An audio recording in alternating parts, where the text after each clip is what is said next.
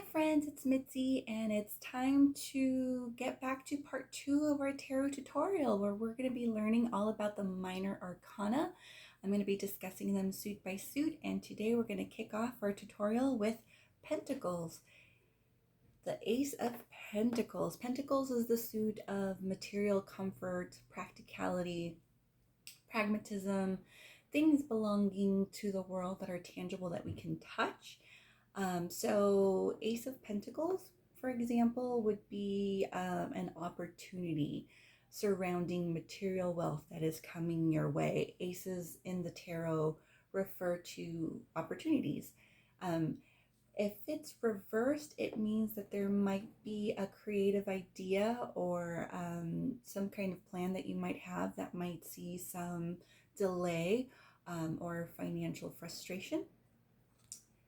But overall, an ace, whether it's reverse or upright, is a great card to get in a spread.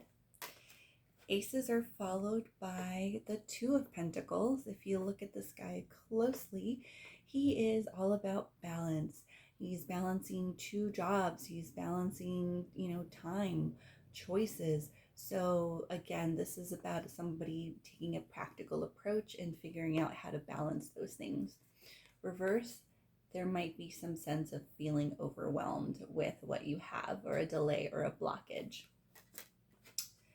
Three of Pentacles is about cooperation, teamwork, and collaboration. If you get this card, it means that you are a team player, or the people that you surround yourself with are team players.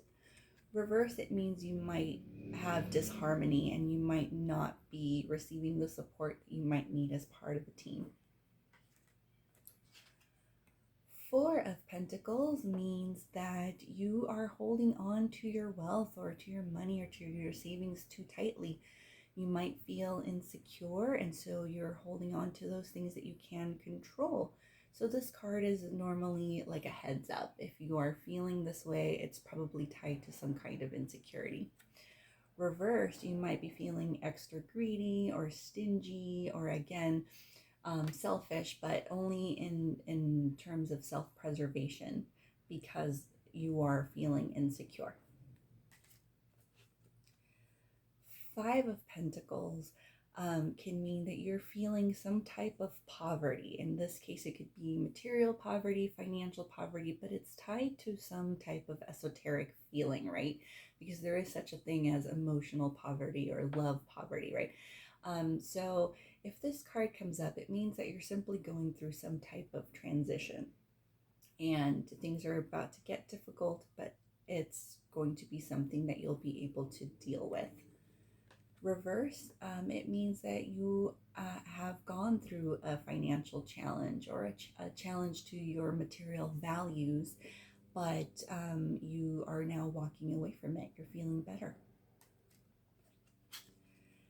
Six of Pentacles speaks of generosity. It speaks of being able to share what you have with others. Reverse speaks of an inability to do that, an inability to share of yourself and your goods and services for a particular reason that might be apparent based on the other cards on the spread. Seven of Pentacles is a card that speaks of reaping what you've sown. This is a card that talks about how much hard work and effort and time it took into you growing your business or saving your money or whatever your goals were. This is a card that speaks to the time that it took, and now you get to enjoy those things. Reverse simply means that you are almost there. You're not quite there yet. You're not quite ready to enjoy the goods yet, but you will. But there are some little loose ends you need to tie up. Eight of Pentacles is a card that speaks of expertise. This is a card that shows that you are a master of knowledge in a particular area. You're skilled, you're learned. People come to you for advice because you know what you're talking about. Reverse could mean that you're holding on to that knowledge, right? You're not ready to part with your wisdom just yet. Perhaps it's tied to a power play. Perhaps it's tied to feeling like you don't want to quite call yourself an expert yet because you've got much learning to do.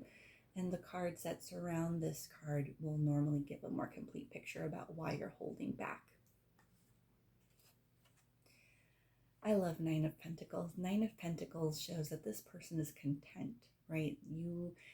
You're good with what you have. You don't need any more. You're not lacking anything. There are other things that could make you happier, but it's okay if you don't get them. You are relaxed. I mean, look at her. She's got a bird on her hand. She's just happy. She's got her coins. She doesn't need anything more. So this is a card that speaks of financial, material, and emotional. Emotional meaning your values, right? Because Pentacles is again tied to self-worth. But she values makes her content. Reverse could mean that she's not feeling content with what she has, that perhaps there are things that she could live without and has learned to live without, but ideally it would be great if she had those things. So again, not a bad card to get upright or reversed, because either scenario, they both speak of feeling content with who you are and what you have. 10 of Pentacles means you've made it. You had your idea, you executed your idea, you maybe hit a snag along the way, but you picked yourself up, you got to work, and now you've made it. You're successful. This is a card that speaks of retirement. It speaks of financial savings. I mean, look at them. They're celebrating, right? They're celebrating their joy. Reverse, this could mean financial disasters, right? This is a terrible card to get reversed because it means that everything that you've worked so hard for and achieved has now come crashing down. The reasons for that would be dictated by the cards in your spread. So those are the Pentacles, Ace through 10. And now I'd like to move on to the Court cards, which can be difficult for some people because the Court cards can be tricky. But I like to think of specific people I know in my life and apply those traits to the Court cards, and I find that that's a good trick to remember them. Pages in the tarot signify the bringing of news, and I like to think of pages as kids. And what do kids know? They know a lot, but at the same time don't know enough to make, use of the big concepts in life. So to me, a Page of Pentacles is a young person that comes with news about money or financial opportunity, but they would have no idea what to do with it, just good news. Reverse would mean that news would be delayed, and so you don't have enough information to make a decision. Knight of Pentacles are more like teenagers, right? Teenagers are proactive, they take initiative, but they can be rash and don't think things through.